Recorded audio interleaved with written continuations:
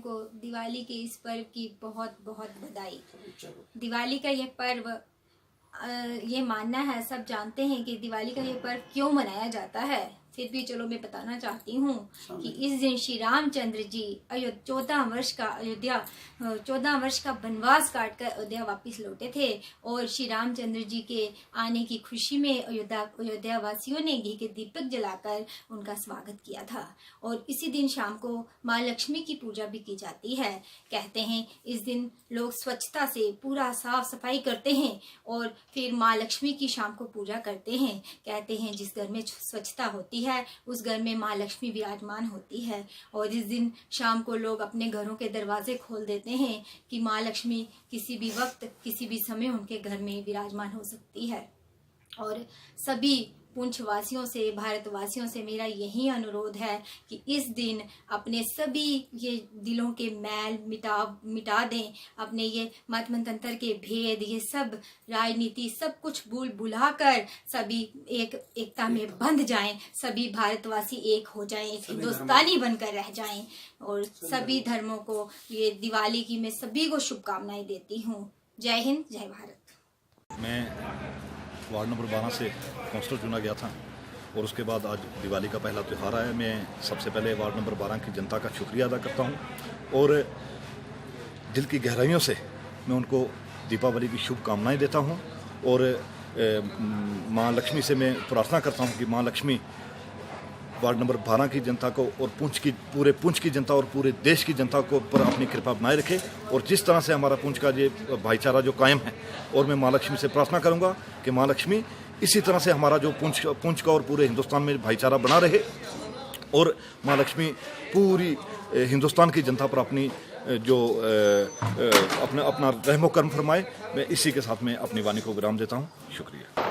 मैं तमाम पुंछ निवासियों को बधाई देता हूं, खासकर भारतवर्ष के जितने भी हमारे हिंदू, मुसलमान, सिख, ईसाई हैं। दिवाली बुराई पर अच्छाई का प्रतीक है, अंधेरे पर रोशनी का प्रतीक है।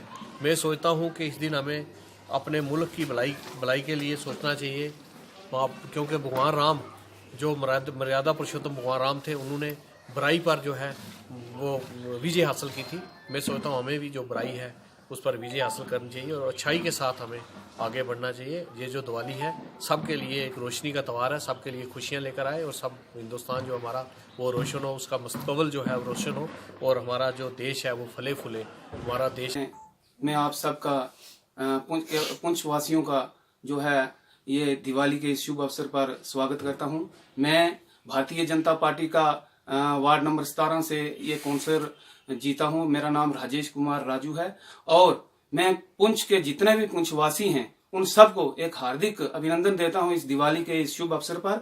और साथ ही साथ मैं आपको ये बता दूं, यहाँ पर साल के जितने भी त्योहार आते हैं उसमें चाहे दिवाली है, चाहे ईद है, चाहे उसमें गुरुपुरब है, चाहे क्रिश्चियन भाइयों का कोई भी त्योहार है, यहाँ पर जितने भी लोग हैं आपस में मिलजुल करके सभी धर्मों के लोग यहाँ पर ये देखने को यही हमें जो है दर्शाता है, सबको यही दर्शाता है कि यहाँ के जितने भी त्योहार हैं सब मिलजुल करके यहाँ पर बना। अमूमी तौर पर जम्मू कश्मीर और पुंछ को खसूसी तौर पर मुबारकबाद देता हूँ कि ये आज दिवाली का त्यौहार, ये खुशियों का त्यौहार जो आया है, ये अमन, शांति, भाईचारा लेके आया है और बुराई का खात्मा करने के लिए इसको याद किया जाता है और जहाँ अच्छाई जहाँ हो उसका जिक्र किया जाता है।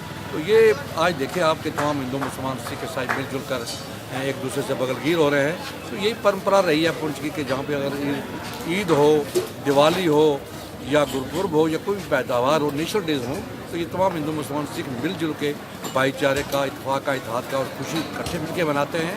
और देखिए आज तमाम लोग एक दूसरे के घर जा रहे हैं, बगलगीर हो रहे हैं, मिठाइयाँ दी जा रही हैं। तो मैं अपनी गवर्नर साहब को, जम्मू कश्मीर के गवर्नर को, प्राइम मिनिस्टर को और तमाम जितने भी सरकर्ता बशीर हैं जम्मू कश्मीर के, उनको मुबारकबाद देता हूँ। डीसी साहब को मुबारक देता हूँ और कमांडर साहब जो हमारे 93 ब्रिगेड और 2 जितनी ब्रिगेड रहते हैं और आशा करते हैं कि जो दिवाली का त्यौहार है, जो राम जी ने मर्यादा रखी है और राम जी ने जो हमें आदर्शों पे चलने की प्रेरणा दी है, हम सब उस पर चलेंगे और राम जी को अपने जीवन में कृतार्थ करेंगे। आप देख रहे हो कि जो राम जी का पूरा जीवन है वो उन्होंने त्याग ही त्याग किया है, चाहे वो माता पिता के लिए त्याग है, अपने भाई बहनों के लिए त्याग है, और जहाँ जहाँ दुश्मन का संहार करने के लिए उनको बल प्रयोग करना पड़ा वहाँ पे उन्होंने बल भी प्रयोग किया, और रावण जैसे अहंकारी का उन्होंने नाश किया, उसका सर्वनाश किया। और उसके बाद उन्होंने छल कपट से किसी का राज्य नहीं लिया, उन्होंने विधि पूर्वक जो रावण का छोटा भाई था उसको लंका में उनका राज्य सौंपा, और एक मर्यादा वहाँ पे भी कायम की। हमें चाहिए कि हमें जो राम जी के चरित्र है उसके ऊपर पूरा खरा उतरना चाहिए, और राम जी के बताए हुए पथ पे चलना चाहिए। और सबसे पहले तो मैं जितने पुंछ के लोग हैं और पुंछ के जो निवासी हैं, दुकानदार हो भाई मेरे, या गांव के लोग हो, या सिटी के लोग हो, या कहीं के जो रहने वाले लोग हो, सबको मैं हाथ जोड़कर आज दिवाली के मौका पर दिल की गहराइयों से मुबारकबाद देता हूं। और साथ साथ जो देखा जाए तो आज जो दिवाली का त्यौहार है और उसके साथ जो गुरु जी का त्यौहार लगा हुआ है, आज मैं उसके बारे में बताना चाहता हूं आपको। मैं सबसे पहले तो जो सिखों के जो 6वें गुरु हैं, वो जो किला था ग्वालियर का, और वहां 52 राजे जो थे वो कैद किए हुए थे, और राजपूत राजे थे वो, उनको 6वें गुरु जी ने जब छुड़ाकर और दरबार सब लाया गया, तो सिख जो इस त्यौहार है, सबसे पहले तो मैं मीडिया की तरफ से, पुंछ की जितनी मीडिया एसोसिएशन की तरफ से दिवाली की शुभकामनाएं देना चाहता हूँ। और आज मैं मार्केट से गुजरा, मुझे बड़ा अच्छा लग रहा है कि हिंदू मुस्लिम सिख मिल के जो एक दूसरे को दिवाली की मुबारक दे रहे हैं। तो मैं अपनी मीडिया की एसोसिएशन की तरफ से यही कहना चाहता हूँ कि दिवाली की शुभकामनाएं पूरे हमारे पुंछ के बाद। हमारे जम्मू कश्मीर का एक यही पुंछ डिस्ट्रिक्ट है जिसमें हमारा भाईचारा जो है हिंदू मुस्लिम सिख का देखा जाता है पुंछ में, जहाँ पे मुझे ये तो सारी दुनिया ही जानती है। ये तो आप